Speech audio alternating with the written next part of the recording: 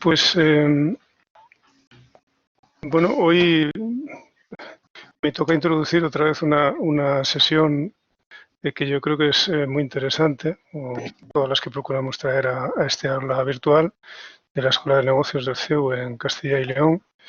El tema de hoy, como podéis ver en la pantalla, es la agilidad en las organizaciones, que es un tema desde luego interesante y de mucha actualidad, porque en un entorno VUCA como el que tenemos, como el que nos toca vivir, pues no queda más remedio que ser ágil y adaptarse rápidamente a las situaciones que son muy cambiantes y muy inciertas y muy ambiguas. A la hora de preparar la sesión, o cuando la estuvimos hablando con Carlos y con Raquel, nos pareció que era importante el dar una visión general, ¿no? General, pero desde un punto de vista a partir de la experiencia, ¿no?, que tiene Raquel en temas de transformación en la organizacional. Y por eso lo hemos titulado así. Como comentaba antes Carlos, el título parece sencillo, pero tiene mucha enjundia, porque habla de organización vertical y horizontal ágil. Considera las dos dimensiones fundamentales que hay en cualquier organigrama, en cualquier jerarquía. Entonces, bueno, a partir de este título, pues Raquel nos va a desgranar justamente cuáles son los conceptos fundamentales que se esconden detrás de esto. Raquel García León, que es la persona que tenemos la suerte de contar hoy en el aula virtual, pues es consultora senior de Lean, de Project Management, de Agile. Tiene más de 20 años de experiencia en estos temas, es decir, es coach y es una experta en temas de transformación digital, de transformación organizacional, de agilidad. Y como podéis ver en la pantalla, pues desde muchísimos puntos de vista que son complementarios todos ellos, ¿no? Y además conoce muy bien, es capaz de acompañar en esa transformación tanto a nivel de equipo como incluso a nivel general toda la organización, ¿no? Además está acreditada como formadora en PMP y es profesora de nuestro programa ejecutivo de Dirección de Proyectos de la Escuela de Negocios del CEU de Castilla y León. Antes de darle la palabra a Raquel para que empiece ella la presentación, recordaros que los micrófonos de los participantes están cortados para evitar que haya interrupciones y al final se abrirá un turno de preguntas. Para poder hacerlas tenéis la opción de pulsar la pestaña que se encuentra abajo a la derecha, morada, y el primer icono es el icono que os permite escribir. Y sin nada, por mi parte yo creo que ya he dicho lo fundamental. Raquel, te dejo que nos compartas con nosotros tu enorme experiencia en esto de la transformación ágil y nos des un poco de luz en esto de las organizaciones, qué es una organización ágil y cómo se consigue que una organización sea ágil. Pues muchísimas gracias, Andrés. Muchísimas gracias y bueno, como ha comentado Andrés, cuando nos juntamos a pensar sobre esta sesión que vamos a compartir con vosotros, aquí estuve pensando en qué tipo de contenido podía compartir con vosotros en este webinar, porque el tema tiene pues mucha miga, ¿no?, como se podría decir comúnmente. Entonces empecé a pensar en el tema de la agilidad, en cómo la agilidad influye en la transformación de las empresas. No sé, pensé que es verdad que todo el mundo empresarial ha cambiado muchísimo en las últimas décadas. Sabéis perfectamente que se han producido muchísimos más cambios en los últimos 100 años que prácticamente en el resto de la historia de la humanidad. Por lo tanto, cuando estuve haciendo toda esta reflexión, lo primero que me pregunté fue, a ver, ¿cuánto han cambiado de verdad los sistemas empresariales? ¿No? Por ejemplo, aquí tenemos una imagen de 1960. En 1960 teníamos a los operarios en las fábricas, estaban haciendo su tarea, no sé, trabajaban a turnos, hacían sus horas correspondientes, 8 o 4 las que correspondieran, terminaban de hacer su tarea totalmente mecanizada, se iban a casa y ya está. Y así al día siguiente. Ahora voy a mostrar una imagen del año 2019, el año pasado. Porque obviamente este año las oficinas estarían, si pudiera una foto, probablemente la oficina estaría vacía. Porque estamos todos trabajando en casa. Pero bueno, aquí tenemos una imagen de 2019, ¿no?, de una oficina en 2019. Aquí me gustaría lanzaros una pregunta y es, ¿veis alguna diferencia notable entre la foto de 1960 y la foto de 2019? Como tenéis los micros silenciados, es probable que no me podáis responder, ¿no? Pero pues, guardádoslo, por favor, para vuestra reflexión. Pues lo que yo veo habitualmente en las empresas, cuando yo visito, os he comentado antes, tengo muchísima experiencia de transformación organizacional y visito muchísimas empresas, lo que me encuentro son situaciones o imágenes como la que vemos a la derecha. Sí que es verdad que últimamente pues, las paredes las pintan de otro color, tenemos más los pasillos, tenemos un futbolín, sí que es verdad, ¿no? Todo eso lo tenemos, pero fijar en cómo están trabajando las personas de la imagen de la derecha, de 2019. Prácticamente no hay diferencias notables con el año 1960. ¿No? Yo lo que veo son ejecutores de tareas, generalmente con poca autonomía. Es probable que no tengan ni siquiera empoderamiento, ¿no? Ya sabéis que los sistemas jerárquicos pues a veces son demasiado directivos. Entonces es probable que estas personas del año 2019 tengan poco empoderamiento y además incluso me atrevería a decir que poca proactividad, ¿no? Porque al final la proactividad muchas veces viene como consecuencia de lo anterior. Todo esto al final, ¿qué es lo que trae? Pues trae una pérdida absoluta de compromiso y de motivación en los empleados. Al final lo que estamos buscando es compromiso en las personas, gestionemos como en 1960. Es perfecto, ¿no? Perdón, cumplimiento. Si lo que estoy buscando es cumplimiento, gestionemos como en 1960. Es perfecto. Le digo a la persona lo que tiene que hacer, cuándo lo tiene que hacer, lo que tiene que tardar en hacerlo, y la persona lo ejecuta, al final tiene un salario y ya está. Pero si lo que yo estoy buscando es compromiso de los empleados, ¿no? Estamos hablando de que estamos en un ambiente totalmente diferente, el entorno o los entornos VUCA nos están obligando a cambiar muchísimos aspectos, no solo organizacionales, sino también personales. Entonces, si lo que yo estoy buscando es compromiso en los empleados, necesito darles, o tengo que darles, un propósito. Tienen que trabajar por objetivos, tienen que saber hacia dónde tienen que dirigirse. Además, hay que dejarles también la capacidad de poder desarrollarse profesionalmente, ¿no? Lo que vendríamos a llamar comúnmente maestría. Hay que darles maestría. Y luego, al final, si lo que estamos buscando es seguir aumentando esa motivación en los empleados, hay que darles la autonomía para que puedan desempeñar sus trabajos. Esto que os acabo de contar lo explica perfectamente Daniel Pink en su libro que se llama Lo que de verdad nos motiva. Y bueno, es súper interesante y os lo recomiendo, ¿no? Pero al final, si lo que estamos buscando es cumplimiento, vamos a la foto de la izquierda, si estamos buscando compromiso y motivación, hay que aportar a los empleados cosas como lo que os he comentado, que sería propósito, autonomía y maestría. Bueno, volviendo al tema de la pregunta, porque al final me enrollo demasiado en estas dos imágenes. ¿Qué es lo que entendemos por agilidad y transformación? Probablemente muchos os lo estáis preguntando. ¿Qué es lo que entendemos por agilidad y transformación? Vamos a empezar por el principio. ¿Qué es esto de la agilidad? Pues la agilidad, ya todos sabéis que es esto que todo el mundo habla, ¿no? La agilidad, o más concretamente las metodologías ágiles, lo que buscan es la entrega temprana y continua de valor a los clientes.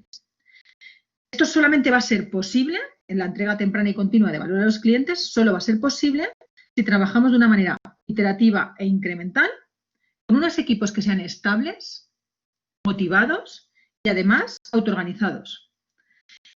Y no solamente con eso, sino que además también necesitamos que estos equipos, que hemos dicho que tienen que estar motivados, autoorganizados, tienen que ser estables, tienen que integrar en su manera de trabajo la cultura o el concepto de la mejora continua. Pero Agile como concepto es mucho más que esto que os acabo de decir, ¿no? Es mucho más que una metodología, es algo como una filosofía, una cultura, una manera de trabajar y de hacer, ¿no? Es una forma de ser. Agile es una filosofía que supone una forma totalmente distinta de organizarse. Al final lo que supone es un cambio radical de paradigma. Esto es Agile.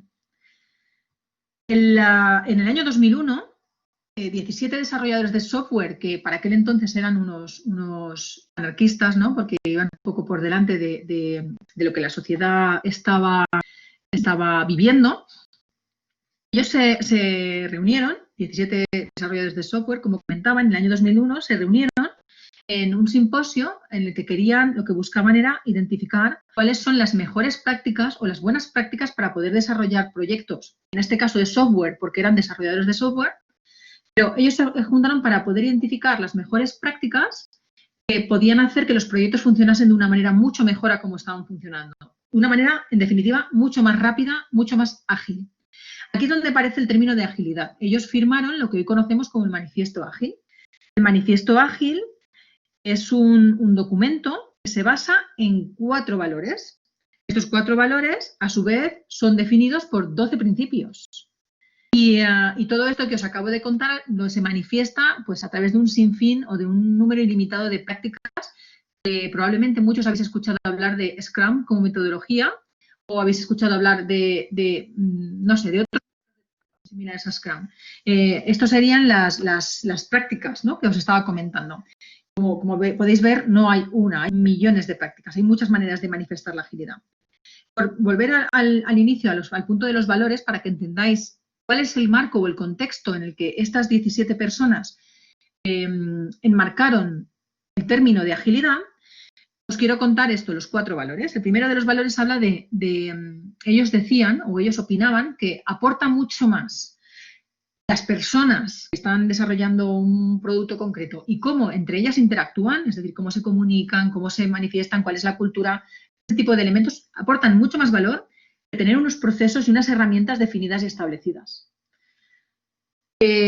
No quiere decir que no tengan que existir lo segundo, pero a ellos aportaba mucho más poner foco en el primero de los puntos. El segundo de los valores hablaba de que aporta mucho más valor desarrollar software que funcione que tener una documentación exhaustiva. Es decir, tengamos documentación hasta donde aporte valor. Lo que realmente reclama el cliente es un producto que funciona y que le sirve. Ese es el concepto importante, ¿no? Que le sirve. Sabemos perfectamente que la mayoría de los productos que se desarrollan, los que compramos, ¿no?, la mayoría de los productos que compramos no necesitamos, o sea, están por encima de nuestras necesidades. Por ejemplo, si piensas en las zapatillas que tienen cámara de aire, que tienen la suela de antirrozamiento, que tienen la lona, no lo sé, ¿no? Tiene un montón de características y yo las voy a utilizar para caminar. Obviamente, ese producto no está construido para mí, ¿no? No está fabricado para mí. Entonces, aquí lo que nos viene a decir es, hagamos productos que le sirven al cliente, que los necesita y que le funcionan, y eso aporta mucho más valor que tener una documentación exhaustiva del producto. El tercero de los valores habla de, aporta muchísimo más valor el tener una interacción constante con el cliente, relacionarnos con él, preguntarle, captar el feedback, captar sus necesidades. Eso aporta muchísimo más valor que tener una relación contractual cerrada. No quiere decir que no haya que tener contratos, pero lo que quiere decir es que en este entorno tan incierto, con tanta incertidumbre en la que ni siquiera el cliente es consciente o sabe cuáles son sus necesidades reales, lo realmente valioso es el ser capaz de adaptarnos a esas necesidades cambiantes o esos cambios de pensamiento que puede tener el cliente, ¿no? Y luego el cuarto de los valores habla de, aporta muchísimo más valor el adaptarnos al cambio que seguir un plan. Y repito, no quiere decir que no haya que tener un plan. Claro que hay que tener un plan, pero lo que nos viene a decir, lo que nos venían a decir estas personas era ten tu plan, pero no te preocupes si tienes que romperlo o tienes que deshacerlo. Porque lo que importa es que seas capaz de adaptarte a las circunstancias. Y esto yo creo que hoy lo tenemos todos clarísimo, ¿no? Probablemente en el 2001 estas personas, como os he comentado, eran unos radicales o eran unos extremistas o estaban fuera de lo que pensaba el resto de la sociedad. Hoy, gracias a Dios, por suerte, ya tenemos esto muchísimo más interiorizado. Pero bueno, en definitiva, para mí la transformación en las empresas está condensada en esta slide que se está proyectando en este momento. Para mí, conseguir la transformación organizacional consiste en conseguir agilidad, por un lado, técnica, que sería la agilidad horizontal, y por otro lado, la agilidad organizacional, que sería la vertical.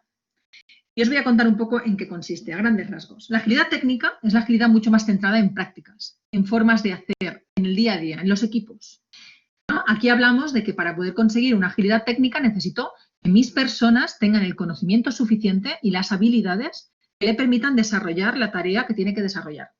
Aquí tendremos que capacitarles, tendremos que aplicar metodologías que los equipos puedan seguir, tendremos que facilitarles todo aquello que puedan necesitar en términos de conocimientos y destrezas.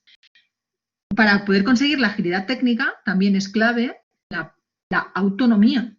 Estos equipos tienen que tener la habilidad para poder tomar sus propias decisiones. Tienen que tener, más que la habilidad, tienen que tener el empoderamiento o la capacidad para poder tomar esas decisiones y para poder decidir sobre el producto en concreto o sobre la tarea que están ejecutando, ¿no? Como lo que yo os contaba, las fotos que os contaba antes. Y luego, por último, otro de los elementos que también son muy importantes es la tecnología. Hay que dotarles de todas las herramientas también tecnológicas que puedan necesitar. Y no solamente eso, o sea, no se trata solamente de darle unas buenas herramientas como puede ser un buen software en el ordenador o una herramienta de comunicación, sino también estamos hablando de arquitecturas y sistemas muchísimo más flexibles que le permitan desarrollar sus productos de una manera pues, mucho más ágil, en definitiva. Todo esto sería la agilidad técnica, ¿no? Que es la agilidad, como os comentaba, horizontal, más orientada a equipos, ¿no? O más centrada en los equipos. Luego tenemos la otra vertiente, que es la agilidad vertical, es la agilidad organizacional. La agilidad organizacional es un poco más complicada. Porque contiene muchos más elementos que probablemente son más estables en el tiempo, que están mucho más establecidos y es difícil cambiar. Elementos como, por ejemplo, los procesos. Si queremos navegar hacia una agilidad organizacional, tendremos que revisar nuestros procesos. Tendremos que buscar que nuestra organización esté orientada a las cadenas de valor y no a los silos, que es a lo que estamos acostumbrados o a lo que muchas organizaciones todavía mantienen. Necesitamos reordenar o reorientar la manera en la que estamos entregando valor. Además, también la cultura de la organización tiene que ser una cultura basada en la mejora continua. Necesitamos que nuestra organización tolere el error y permita el aprendizaje y con ello y eso nos permita además seguir iterando en esa entrega de valor a nuestros clientes. Y luego, como os comentaba, es importante recibir el feedback a todos los niveles de la organización para que todos los elementos estén completamente conectados. Pero bueno, vamos a seguir un poco avanzando.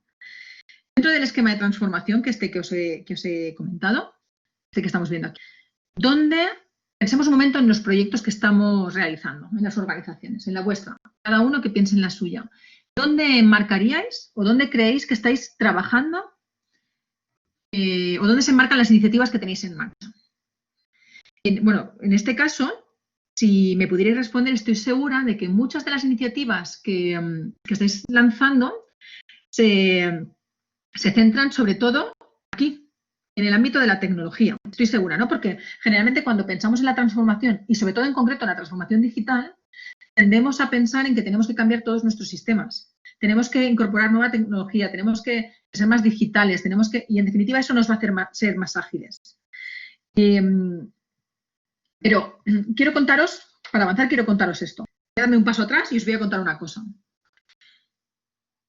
Aquí tenemos dos imágenes y son dos experimentos, que son los que os voy a contar. En la primera imagen os voy a hablar de un experimento que fue aparentemente muy simple. Se realizó con un grupo de monos en una jaula que tenían, bueno, una jaula y una escalera en el centro de la jaula y en lo alto de la escalera había un manojo de plátanos. Obviamente los monos, cuando los metieron en la jaula, corriendo, querían subir a por los plátanos. ¿Qué es lo que sucedía cuando alguien intentaba subir por esa escalera? De repente, al resto de compañeros le caía una descarga de agua congelada. Automáticamente caía muchísima agua congelada. Cada vez que un mono intentaba subir arriba, el resto tenía la descarga de agua congelada. ¿Qué creéis que sucedió en esa situación? Pues que los monos afectados, cada vez que veían que alguien intentaba subir por la escalera, por el temor de recibir esa descarga de agua congelada, empezaron a tener prácticas muy violentas para evitar que nadie pisase esa escalera. Este tipo de prácticas, como podéis imaginar, empezaron a extenderlas y se repetían constantemente. Los investigadores, cuando una vez llegaron a este punto, lo que hicieron fue sacar a un mono de la jaula y meter uno nuevo en su lugar. Este mono novato, obviamente, cuando entró en la jaula, lo primero que quiso hacer fue subir a por los plátanos. ¿Qué es lo que ocurrió? Lo que ocurría era que de repente el resto de monos le golpeaban y le gritaban para que no subiera. El nuevo mono no entendía el por qué le estaban castigando de esa manera, porque al final él no había vivido la experiencia anterior, los anteriores monos, ¿no? Él no había vivido, entonces no entendía el por qué. Pero qué curioso es que él dejó de intentar subir.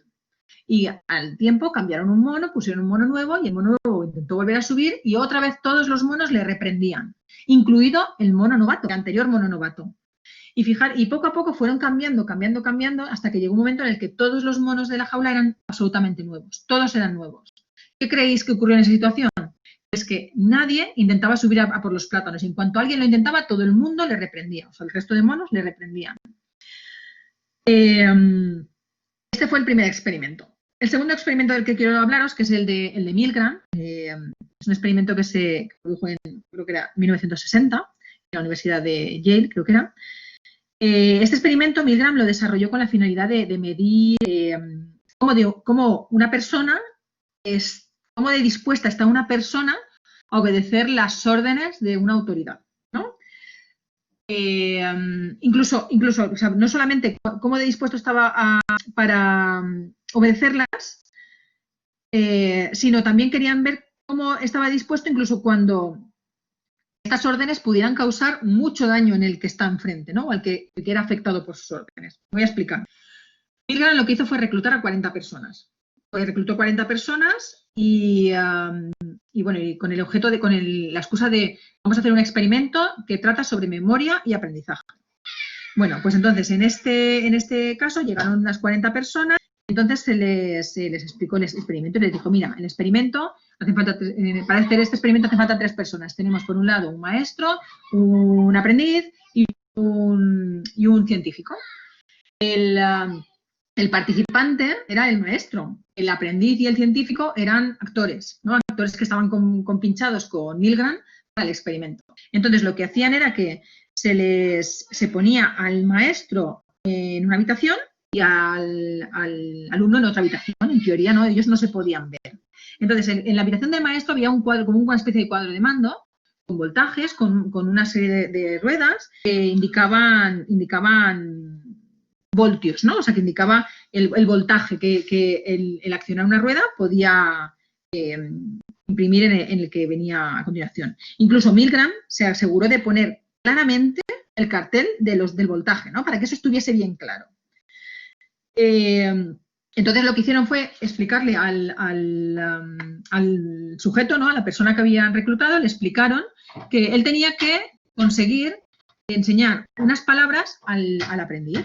Tenía que enseñar unas palabras al aprendiz y cuando el aprendiz cometiera un error, ¿no? Le tenía que hacer una serie de preguntas. Cuando el aprendiz cometiera un error, tenía que ser castigado. Tenía que ser castigado dándole una vueltita de tuerca a la descarga eléctrica, ¿no? A esta rueda que tenía en su cuadro de mando. Inicialmente empezaban por 40 voltios y acababan con 450. Bueno, en el último creo que incluso ponía muerte, ¿no? Era como que si tú llegas al final de la descarga puedes matar al que está enfrente. Bueno, obviamente el alumno nunca llegó a recibir descargas porque, como os he comentado, era un actor y no estaba realmente atado a nada. Pero lo que sí hizo Milgram fue que cada vez que el profesor le daba una vueltita de tuerca al cuadro de mando, lo que se producía era que él recibía, él escuchaba desde la otra sala sonidos como de queja, ¿no? Como de dolor, para que fuera más realista, mucho más realista. Bueno, entonces al final, cuando cada vez que se iba equivocando, iban subiendo el voltaje, subiendo. Entonces, claro, los quejidos del otro lado cada vez eran peores, ¿no? Y cada vez eran más dolorosos. Y cuando el mismo profesor, el mismo que estaba haciendo de profesor, se resistía a seguir dándole voltaje al alumno, lo que hacía el científico era decirle frases sencillas como, continúe, por favor. Como, el experimento necesita que usted siga. Siga, por favor. Es esencial que continúe. Esto eran las órdenes que él iba recibiendo y entonces él seguía dando descarga. Resultado, por no hacerlo más largo. El resultado de todo esto fue que al final muchos sujetos, muchos alumnos teóricos mostraron muchísimos signos de tensión y de angustia, ¿no? O sea, se veían quejidos. En muchos de los casos, en el 60% de los casos, los profesores llegaron hasta el final hasta el final del voltaje. O sea, es una pasada, el 65% de las personas llegaron hasta el final del voltaje. Incluso creo que hubo 4 casos en los que parecía que el alumno había llegado incluso a la muerte. Pero el profesor continuaba. Bueno, perdonad, os quería contar estos experimentos porque me venía muy bien para explicaros esto que viene a continuación. En el experimento de los monos, lo que estamos viendo es que lo que les falta es muchísimo espíritu crítico. Muchísimo espíritu crítico para poder cuestionar las reglas establecidas. Las reglas son las que son, siempre se ha hecho así, y no nos cuestionamos el por qué seguimos haciendo las cosas. Recordad, todos los monos de la jaula eran nuevos y aún así nadie subía por los plátanos. Luego, en el segundo experimento, lo que estamos observando es la falta de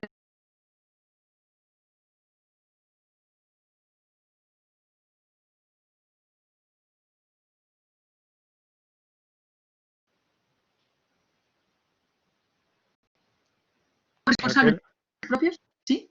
Raquel, se ha cortado un segundo. Estabas hablando del compromiso, pero se ha cortado justo ahí. Vale, perdón, es que tengo la conexión un poco inestable. Decía que en el segundo experimento, creo que es ahí donde nos hemos quedado, en el segundo experimento lo que se echaba de menos al final era un poco de responsabilidad sobre los actos propios, ¿no? El llegar a matar, entre comillas, porque era falso, ¿no? Llegar a matar a alguien solo con la indicación de siga, por favor, el experimento necesita que usted siga, pues es un poco lo que llama la atención, ¿no? La falta de compromiso, espíritu crítico y compromiso y responsabilidad. Y fijaros en cuál es la moraleja, ¿no? Que además de lo sorprendente que puede ser el comportamiento de las personas, ¿no? O sea, en este caso de los monos, pero al final estoy segura de que muchos os habéis visto reflejados en situaciones similares, ¿no? En las que ni nos hemos cuestionado las reglas establecidas, ni hemos cuestionado el porqué de las cosas y tampoco hemos cuestionado los órdenes de nuestros superiores. Pues más allá de lo sorprendente que puede ser nuestro comportamiento, nos damos cuenta de que existe la necesidad de dar un paso más allá, ¿no? De ir mucho más allá. En estos elementos de los que se estaba hablando, estábamos trabajando en los elementos de autonomía. Para continuar, también os quería hablar de este otro ejemplo. Este otro ejemplo, no voy a proyectar el vídeo porque tengo la conexión un poco inestable, pero voy a utilizar estas 2 imágenes para explicároslo. Si visualizáis el vídeo es muy interesante porque habla, como podríais visualizar, cómo se producía el cambio de ruedas en los años 50 en la Fórmula 1 y cómo se produce hoy en día. Pues bueno, desde que se creó la Fórmula 1, la evolución en los pit stops ha sido inmensa, ¿no? El tiempo de la parada en boxes ha pasado de aproximadamente, pues yo qué sé, más de 2 minutos en los años 50 ahora a menos de 2 segundos. Es una barbaridad, ¿no? Lo que se ha mejorado. En los años 50, en los pit stop, lo que reinaba era la desorganización y la lentitud, ¿no? A veces los pilotos incluso se bajaban del coche a beber un vaso de agua o fumarse incluso un cigarro, ¿no? Mientras le estaban cambiando las ruedas. Era increíble, de verdad que os recomiendo que veáis el vídeo porque os parece increíble. En los años 50, ¿es que los mecánicos eran mancos o eran muy torpes o eran unos becarios? Pues no sé lo que producía. En realidad ellos tampoco tenían ninguna culpa, es que eran 2 personas cambiando las ruedas, ¿no? Tenían unas herramientas muy, muy poco especializadas o ni siquiera tenían un proceso establecido que les dijera cómo tenían que proceder, ¿no? Como puedes comprobar, pasando una imagen a la siguiente, la tecnología pues, tenía muchísimo margen de mejora, podemos observar entre una foto y otra. A principios de los 80 fue cuando de repente empezaron a poner el foco, introdujeron un cambio en la Fórmula 1 muy interesante, a poner el foco en los pit stops. Para contaros el cambio, lo que sucedió fue que trazaron una medida estratégica que consistía en cargar el coche o el monoplaza, cargarlo con menos carburante. Le quitaron el carburante de tal manera que no podía dar todas las vueltas, tenía que dar menos vueltas, pero ellos entendieron que con menos carburante eran capaces de correr más, por lo tanto eran capaces de recorrer más espacio y ganarle ventaja a los contrarios y lo podían compensar con el tiempo que perdían en los pit stops. Entonces, por eso fue por lo que empezaron a cambiar la estrategia a la hora de conducir, ¿no? Y muchos otros elementos, obviamente, ¿no? Pero A partir del año 2000 fue cuando ya empezaron a poner el foco en el pit stop, ¿no? y en arañar los segundos al crono en esos momentos, que ya pasaban varias veces, ya veían que ahí era un sitio en el que se podía, un segundo podía trazar la victoria o les podía hacer bajarse del podio. Y entonces aquí lo que hicieron fue aumentar el número de mecánicos, pusieron pasamos de 2, 4 hasta casi 20. También implementaron sistemas tanto tecnológicos como nuevas herramientas muy sofisticados, y también introdujeron un proceso muchísimo más estandarizado, ¿no? Aquí, al final, con todo esto, lo que consiguieron fue una mejora del time to market, de un 3150%. Una pasada, pasamos de 2 minutos en el cambio en el pit stop a menos de 2 segundos, perdón, 2 minutos a menos de 2 segundos. Por otro lado, no solamente eso es una de las cosas que llama la atención, ¿no? El que han introducido herramientas, han metido más personas y han mejorado la manera en la que se ejecuta la tarea, con eso han aumentado un 3150% el time to market, sino que además pusieron también mucho foco en la estandarización del proceso. Intentaron estandarizar el proceso de tal manera que no se estandarizó de forma independiente por escudería, sino que es un proceso muy estándar. Que esto lo que permitía era la rotación de los ingenieros. O sea, se permite que la rotación dentro de los ingenieros entre escuderías sea superior al 40%, porque automáticamente los ingenieros, cuando cambian de escudería, ya no necesitan pasar por la curva de aprendizaje. Tienen clarísimamente cómo es el proceso, y si no, el proceso está tan establecido que es muy fácil aprenderlo. Y eso lo que favorece también es a esa rotación alta rotación de empleados, y en definitiva también a la no dependencia de las personas para la ejecución de la tarea o para la entrega de valor. Pues de todo esto de lo que os estoy hablando aquí en este momento han puesto foco en la mejora continua, han ido mejorando procesos, han ido arañándole los segundos al crono, han ido mejorando cómo iban haciendo las cosas, fijándose en cómo lo hacían y cómo lo están haciendo, han cambiado los procesos, han cambiado también la estructura porque han metido a muchas más personas y personas muy especializadas y muy orientadas a la tarea que están haciendo. Han mejorado el conocimiento y la destreza porque están todos muy entrenados, muy especializados, y además también han incorporado tecnología. En definitiva, decimos, vale, se puede tener la tecnología, ¿no? Como en el caso anterior, se pueden tener los procesos, perfecto, ¿no? Ya tenemos el proceso, se puede tener la organización, vale, pero si no evolucionamos hacia una agilidad técnica y organizacional, nos puede pasar algo como lo que vemos en esta foto.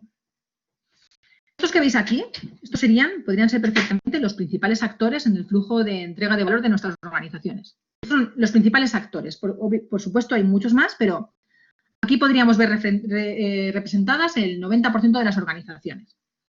Tenemos, por un lado, algunos clientes, ¿no? Unos clientes que solicitan un producto para que dé respuesta a una necesidad propia que tienen. Por ejemplo, un cliente nos pide el desarrollo de un nuevo portal para la venta online, o un nuevo par de zapatos, o un producto hipotecario mucho más competitivo, la creación de un producto alimentario más adaptado a su forma de vida, no lo sé, ¿no? Un producto que está mucho más adaptado a sus necesidades. Perfecto. Primero, tenemos a un cliente. A continuación tenemos a negocio. Negocio es la puerta de entrada de las necesidades del cliente en el flujo. Es el contacto directo con el cliente. Negocio es el que capta esos requisitos y deseos que tiene este cliente, y también es quien tiene que traducir esas palabras, o eso que ha captado, eso que ha visto, eso que ha escuchado, tiene que traducir a un lenguaje mucho más técnico, mucho más cercano a la construcción del producto. Si estuviésemos hablando de un producto de software, tendría que utilizar tecnicismos que permitan que los desarrolladores capten las necesidades del cliente. Si estamos hablando de un ambiente mucho más industrial, pues también, ¿no? Más adaptado en definitiva, a la parte de la creación y de la operación. A continuación, el siguiente eslabón de la cadena es desarrollo de productos y de servicios. Negocio le cuenta las necesidades y ellos lo que tienen que hacer es interpretarlas y ejecutarlas. Aquí se establece una conversación entre ambos. Negocio le dice a desarrollo de productos y servicios lo que se necesita, desarrollo de ese servicio se pone a construirlo. Y a partir de aquí es cuando se empieza a materializar de verdad el valor para el cliente. Es a partir de este momento en el que se empieza a construir algo tangible por lo que el cliente va a pagar. Desarrollo, en definitiva, desarrollo de producto será el encargado de construir ese valor. Finalizada la fase de construcción, por un lado, desarrollo se lo pasa a negocio y le dice, negocio, aquí tenemos el producto. Entonces, negocio empieza a descubrir las primeras desconexiones en la comunicación, ¿no? Esto no es lo que yo te había pedido, esto no va a cubrir las expectativas, esto no es, bla, bla, bla, bla. O sea, esto es el diálogo habitual de esto no es lo que yo te pedí. Y bueno, en definitiva, en la última parte del eslabón o en el último punto de la cadena, lo que tenemos es, una vez se ha finalizado el producto, ya está construido, tenemos a los encargados de operarlo o de construir en masa ese producto. Es aquí cuando se descubre que la maquinaria de la que dispongo no está adaptada para la producción en masa del producto, por ejemplo. Los operarios no están preparados, no tienen la capacitación suficiente para poder llegar a materializar esto. O un sinfín de casuísticas al final que lo que hacen es que la operación diste muchísimo, se aleje muchísimo de ser eficiente y fácil. En consecuencia, al final, el malestar va creciendo, pero si os dais cuenta, en cada punto de la cadena existe ese malestar. Se han construido unos muros que limitan la mejora del rendimiento y la entrega de valor a nuestro cliente. Al final, de todo esto que os acabo de contar, ¿quién es el principal perjudicado? Es el cliente. No es el cliente, porque el producto que le entregamos no está a la altura de sus necesidades o de sus expectativas, porque la operación no es lo suficientemente eficiente para poder entregarle lo que el cliente espera, porque un sinfín de condiciones que han ido pasando, ¿no? Cuando hablamos de esto, cuando yo os hablo de estos muros, estoy seguro de que muchos de vosotros estáis reconociéndolos, lo estáis viendo. Estos muros existen, que estos muros existen de verdad, ¿no? Y en ocasiones estos muros se materializan en diferentes edificios. Es decir, tenemos a negocio en un edificio y desarrollo de productos en otros, y operación está en la fábrica que está incluso en otra provincia. O tenemos que incluso son CIFs distintos, ¿no? Tenemos una empresa tan grande que tiene negocio, es una empresa que se dedica, o sea, es una de las empresas del grupo que se dedica a una actividad concreta, desarrollo tiene su propio CIF y en consecuencia, bla, bla, bla, ¿no? Y entonces esto es una de las cosas que nos estamos encontrando. Al final, estos muros existen y tenemos que derribarlos. Si estamos buscando conseguir esa agilidad organizacional, debemos derribar los muros. Debemos derribar los muros y un buen punto de partida podría ser crear equipos multidisciplinares. Podría ser un buen punto de partida. No va a ser la solución, pero podría serlo, ¿no? Muchos seguramente de vosotros ya lo estáis llevando a la práctica. Otro punto de partida podría ser el crear grupos de equipos orientados a un único cliente, ¿no? Podríamos verticalizar la organización. Podríamos tomar muchísimas soluciones. Pero es importante tener en mente la necesidad de derribar estos muros. Todos estos muros al final están convirtiéndose en conflictos, ¿no? Están en conflictos, errores en la comunicación, diferentes objetivos, bueno, en definitiva. ¿Qué tenemos que hacer para derribar los muros? Pues bueno, para empezar, por ejemplo, con el primero, ¿no? Entre cliente y negocio. Entre cliente y negocio necesitamos una mejor comunicación. Negocio tiene que estar preparado para ser capaz de captar esas necesidades del cliente. Ya hoy en día, en el entorno en el que nos encontramos, ya no es tan fácil como sentarte con el cliente y que el cliente te lo cuente. Luego, además, él lo acepta y lo asume lo que le has construido. Hoy en día, en los entornos VUCA, tenemos un TE distinto, más digitalizado, con necesidades totalmente cambiantes y con muchísima oferta en su mano, ¿no? Y tenemos muchísima competencia. Ya no los sistemas que teníamos hace 20 años ya no nos sirven. Por lo tanto, debemos ser capaces de entrenar a nuestro negocio para que capte mejor esas necesidades. Por ejemplo, aquí podríamos utilizar Lean Startup. Lean Startup nos permite hacer un buen desarrollo de negocio orientado a las necesidades de los clientes. Seleccionamos el cliente y con ello podemos crear una propuesta de valor orientada a ese cliente. También otras herramientas que podríamos utilizar para poder derribar este muro podrían ser Design Thinking. Design Thinking es una metodología que lo que nos permite es construir productos basados en el cliente o centrados en el cliente. Aquí esto parece muy redundante, pero en realidad en Design Thinking nos ponen a nuestra disposición una cantidad de herramientas que lo que nos permite es, sobre todo, empatizar, ponernos en los pies, en los zapatos de nuestro cliente. Estas podrían ser herramientas que nos podrían ayudar a derribar este primer muro. ¿Qué hacemos con el segundo? Pues para poder derribar el muro que existe entre negocio y desarrollo de productos, tenemos que ponerles a trabajar juntos. No nos queda más remedio. El lenguaje, a veces el lenguaje que existe, el idioma, ¿no? Entre comillas, el idioma que tiene negocio, a veces es diferente al que tiene desarrollo de productos. Como os he comentado, a veces son edificios distintos, a veces diferentes comunidades, diferentes tips, tienen diferentes objetivos. Por tanto, tenemos que ponerles a trabajar juntos en los proyectos. Aquí hablamos de que la principal herramienta o la herramienta que más está funcionando, que más nos funciona para poder derribar este muro, sería ponernos a trabajar juntos y en proyectos ágiles en los que la experimentación, la iteración esté permitida. Y entonces eso nos permita mejorar ese entendimiento. Aunque nos pongamos a trabajar juntos, seguimos teniendo lenguajes distintos. Por lo tanto, la experimentación, el prototipado, nos ayudan a hablar un mismo lenguaje utilizando otro idioma distinto, nuevo, compartido de los dos.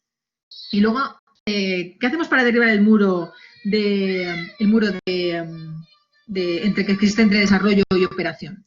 Pues aquí, de igual manera, de la misma manera que sucedía con negocio y con desarrollo de productos, aquí también tienen lenguajes distintos, idiomas diferentes, tienen diferentes maneras de medir el rendimiento, no lo sé, diferentes lugares, diferentes tips, todo lo que os he comentado, ¿verdad? Pues aquí, si estuviésemos hablando de un entorno de desarrollo de software, pues diría que DevOps nos puede ayudar muchísimo porque nos permite centrarnos en la entrega continua, en hacer reducir el gap que existe entre las necesidades que tiene desarrollo, que sería el entregar productos muy rápido, y las necesidades que tiene operaciones, que sería mantener estable el sistema, ¿no? Por ejemplo, aquí os podría decir que DevOps puede ser una buena práctica que nos ayuda a eso. Si no estamos hablando de un entorno de software, estamos hablando de un entorno empresarial distinto, aquí os hablaría de la importancia de la estandarización, de la importancia de aplicar Lean en nuestros procesos, y Lean en nuestros procesos sobre todo orientado en la búsqueda de la eficiencia, la mejora continua, la reducción de desperdicios, el poner el foco en la medición de los procesos. Todo esto que nos permita, en definitiva, ser mucho más ágiles y hacer una mejor entrega o una entrega más eficiente de valor a nuestros clientes.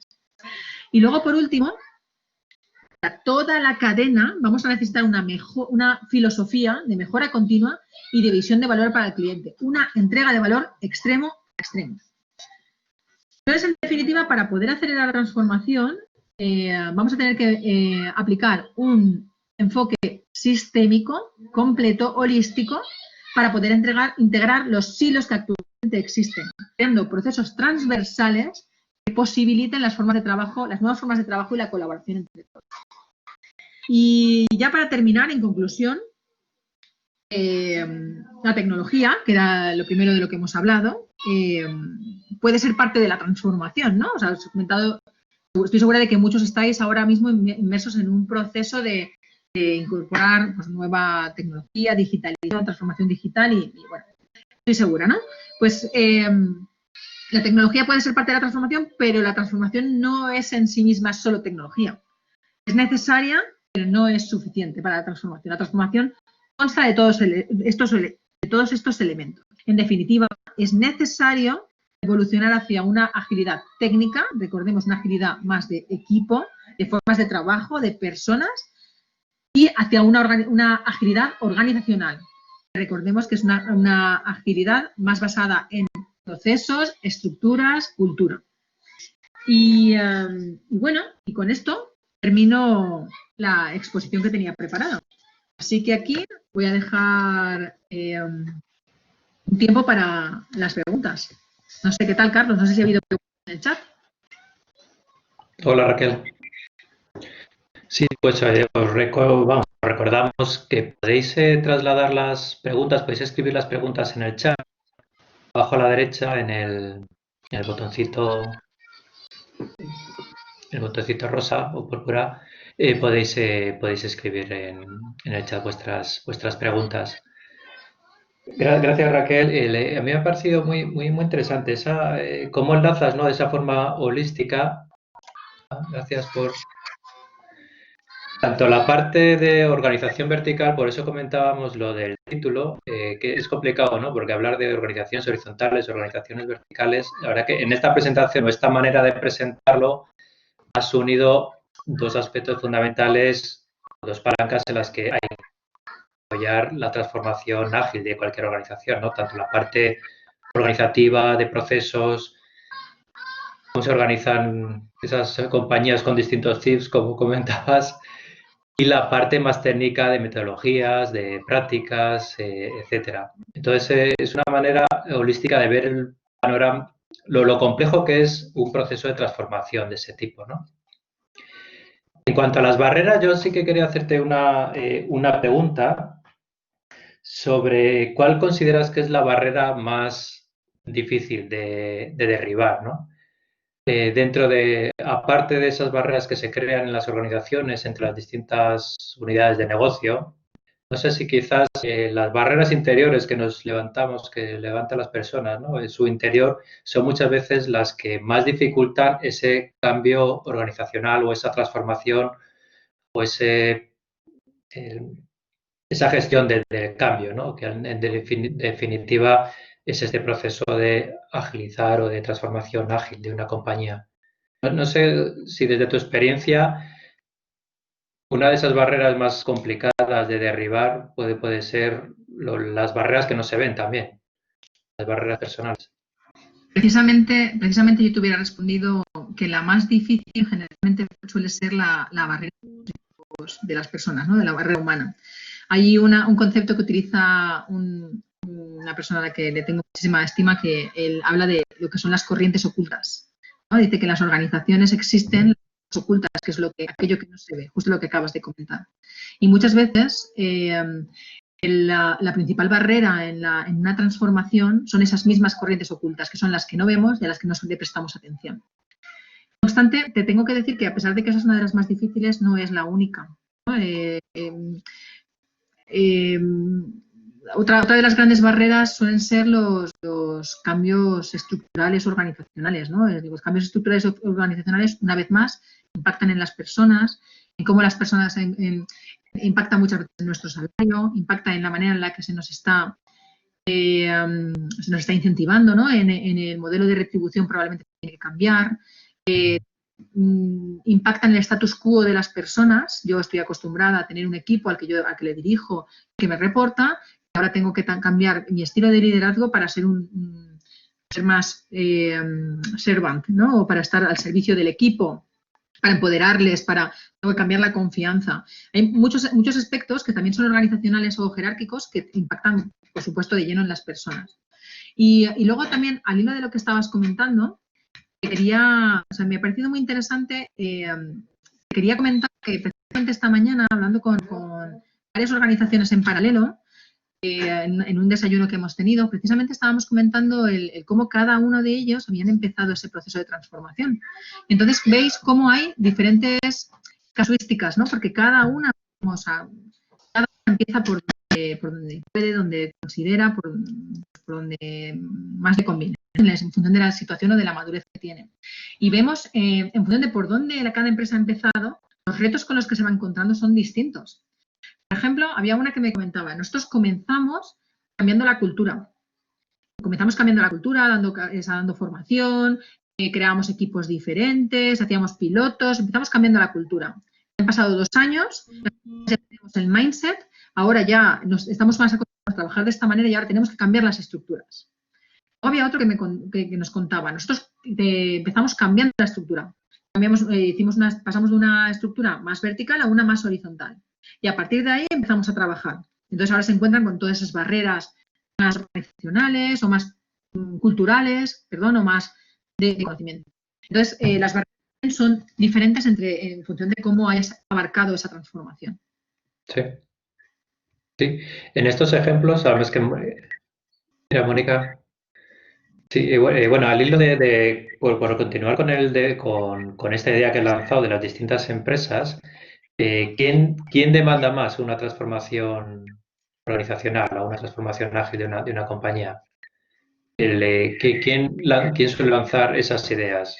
Cada empresa tendrá su casuística, su problema, ¿no? Como has comentado, pero muchas veces al final la demanda viene de los equipos técnicos, de los equipos que necesitan metodologías, Scrum, etcétera. Otras veces viene de negocio, de organizar la compañía o organizar la parte de negocio de una forma más estructurada, más clara. ¿Quién suele demandar más una transformación? ¿Es una necesidad o viene de la necesidad o realmente o se pide porque es una moda? Es quizás el peor de los escenarios, me da la sensación. Pues te voy a decir que originalmente la transformación viene de los equipos, originalmente. Son los mismos equipos, lo que quieren cambiar la manera en la que trabajan, quieren experimentar, utilizan Scrum, se organizan de manera diferente y van emergiendo esas nuevas formas de hacer las cosas. Se va demostrando que hacer las cosas de manera diferente tiene un impacto en el modelo de negocio y en el negocio en sí mismo, y eso es lo que está haciendo que de repente, o sea, que se le ponga a foco o que se le tenga en cuenta. Entonces, originalmente parten así. No es, originalmente partían así. Pero lo que está sucediendo hoy es que es el mismo mercado el que está empujando a las organizaciones a transformarse. Es el mismo mercado, porque ya la competencia entrega más deprisa, porque ya los competidores son otros. Hay nuevos agentes que o sea, por su naturaleza no formaban parte de nuestro ecosistema o no eran ni siquiera catalogados como competencia y ahora están aquí. Por ejemplo, si vamos al sector financiero, hace ya unos años que aparecieron nuevas empresas, startups muy pequeñas que le podían hacer frente a, o sea, podían competir en número de clientes, en número de servicios o en calidad de servicios con grandes gigantes financieros. Y entonces eso les ha hecho a los grandes gigantes financieros el adaptarse para poder estar a la altura de las circunstancias. Pero eso está pasando en todos los entornos. Hoy ya sabemos que Google, Amazon, los grandes gigantes tecnológicos ya están introduciéndose ya en muchísimos sectores que no forman parte de su naturaleza. Por ejemplo, el sector bancario, pero hoy en día también se están introduciendo ya en el sector salud, ¿no? O sea, seguramente no nos podemos creer que Google esté compitiendo con una farma. No tiene ningún sentido. Entonces, en definitiva, inicialmente partía de los equipos, pero hoy en día es el entorno el que les está obligando a emprender la transformación. Un entorno buca, ¿no? Como comentaba al principio Andrés. Mónica lanza una pregunta que me parece interesante y tiene que ver con esa parte, igual que acabas de mencionar, también de negocio, de estrategia, y comenta que cómo podemos alinear estos cambios. ¿Sería aconsejable hacer un cambio en los objetivos clásicos de cada departamento o, por contra, proponer nuevos objetivos más globales a nivel de la compañía? Pues la verdad es que, Mónica, actualmente yo no sé si es porque empieza a ser una moda o porque realmente ya, como pasó con Scrum en su día, ¿no? O porque de verdad nos damos cuenta de que está funcionando, pero actualmente lo que estamos hablando es de abandonar los tradicionales KPIs y pasar a utilizar lo que llamamos OKRs, ¿no? Que serían los Objectives Key Results. Entonces, si en este caso los OKRs lo que hacen es transformar la manera en la que estamos midiendo cómo avanzamos, ¿no? Nos planteamos pasar de un punto A a un punto B y a través de los OKRs vamos midiendo el cómo vamos haciendo ese viaje. Entonces, no te puedo dar una respuesta exacta, Mónica, a esta pregunta, ¿no? Hay que cambiar la manera en la que nos medimos, pues dependerá de muchos factores, pero lo que sí te puedo contar es que ya las grandes empresas, o muchas de las grandes empresas, están cambiando la manera en la que miden el rendimiento. Están abandonando los tradicionales KPIs y pasando a medir a través de OKRs. También es verdad que los departamentos de recursos humanos se están planteando cómo cambiar el modelo de retribución. Es increíble las cosas que estoy viendo, ¿no? Por ejemplo, recientemente lo que he descubierto es que en algunas empresas los comerciales que tenían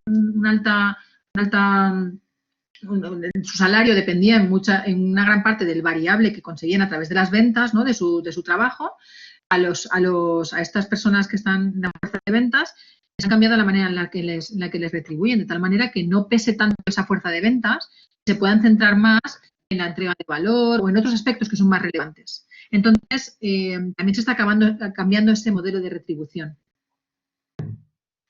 Sí. Sí, además, como comentaba, los KPIs entre departamentos, o que igual era la idea que quería transmitir también Mónica, muchas veces se contradicen y al final sí que es verdad que eso genera esa discusión, esos muros que planteábamos, ¿no? En esta selección o en esta selección de OKRs o de estrategia global de la compañía, para hacer esa estrategia y transformar esa estrategia en proyectos también, uno de los criterios que además has mencionado es incluir la visión del cliente en la parte en todo lo relacionado con la compañía, ¿no? El Customer Centric Value Design, ¿no? Que es un término así como muy largo, pero básicamente es tener la visión del cliente en todas las decisiones, ¿no? Y sobre todo, especialmente, enlazando con lo que decía Mónica, a la hora de seleccionar qué iniciativas o qué proyectos son más interesantes para nuestra compañía, que tradicionalmente no es un valor, no es un valor. El aportar valor al cliente no era un criterio de selección de proyectos, era, bueno, podíamos tener un criterio financiero, un ROI, un BAN, etcétera, pero no nos fijábamos en la satisfacción del cliente como un criterio para selección de proyectos, por ejemplo.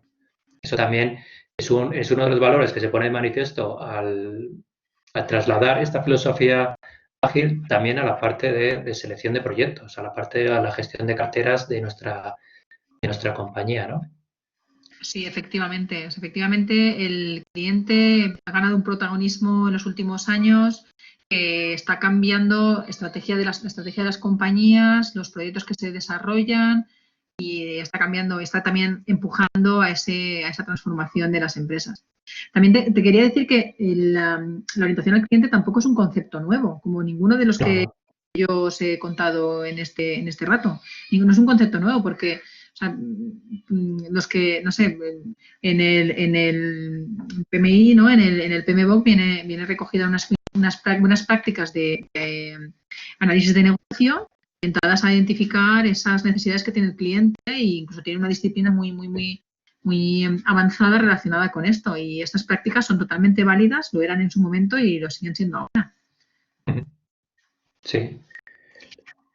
Hace referencia a PMI y PMI, por ejemplo, tiene varios informes sobre agilidad, uno en concreto el de durante un año estuvieron haciendo varios análisis sobre agilidad organizacional y en esos análisis que están ahí publicados y podéis descargarlos, una de las palancas o una de las estrategias para potenciar la agilidad de las organizaciones era precisamente estandarizar la gestión de proyectos y portafolios de la compañía. Más allá más allá de prácticas o de marcos de trabajo ágiles, como Scrum. ¿No? Aquí quería, igual, o el lema, no sé si sería, porque además has utilizado tú la frase manifestar la agilidad. ¿Se puede manifestar la agilidad más allá de Scrum? Sí, por supuesto. La agilidad, como os he comentado, son 4 valores que se definen en 12 prácticas y a su vez eso se pueden manifestar en un sinfín de, en 12 principios que se pueden manifestar en un sinfín de prácticas. O sea, que se puede ser ágil más allá de Scrum. Hacer Scrum y no ser ágil también. También. Laura, voy a trasladarte la pregunta de Laura Martín, que es un poco pesimista en estos episodios, ¿no? En este tiempo que estamos sufriendo. Termina su pregunta con la idea de cómo poder aprovechar la pandemia en la transformación interna de las compañías. Y es que según ella, con el teletrabajo, con la situación que está sufriendo la gente, con el estrés al que estamos sufriendo, ¿no? Para adaptarnos a estas situaciones, no estamos aprovechando las herramientas tecnológicas muchas veces y la gente también está perdiendo. Yo también tengo esa sensación que estamos perdiendo mucha productividad. Por contra, nos dicen que las herramientas colaborativas y tecnológicas lo que hacen es favorecer la productividad de los equipos, pero sí que es verdad que estamos sufriendo todos estos meses unos episodios en los que yo creo que la productividad precisamente no es lo que se pueda vender, ¿no? Entonces, ¿se puede aprovechar de alguna manera esta situación que nos ha tocado vivir para potenciar esta transformación?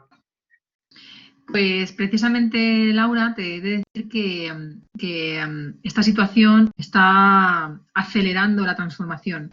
Muchas veces organizaciones ya habían comenzado a pensar, a introducir prácticas ágiles, hablaban de Lean. Muchas estaban ya pensando en esta transformación, ¿no? En cómo ser más eficientes, entregar mayor valor.